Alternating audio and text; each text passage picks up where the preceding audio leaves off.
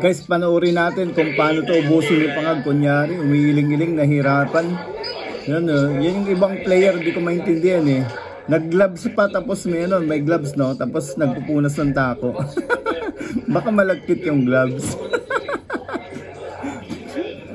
Yung guys, panoorin natin si Pangag. Grabe, galit na galit. Ang ganda ng laban dito.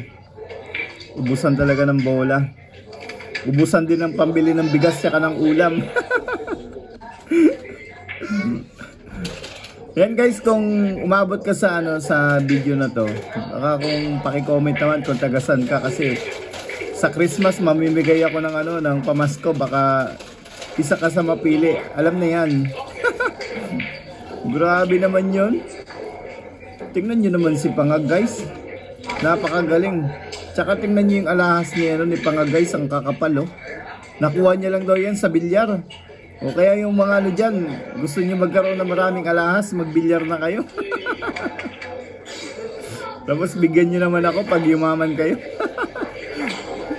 And guys, good vibes lang tayo ha. Huwag kayong mapipikon dyan. Pektosan ko kayo mga napipikon dyan.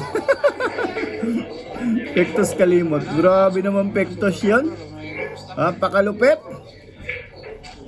Grabe. Ang galing.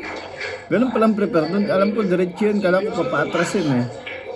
Galit na galit si Pangag oh. Pahalaan nyo ha. Pangag. Bam!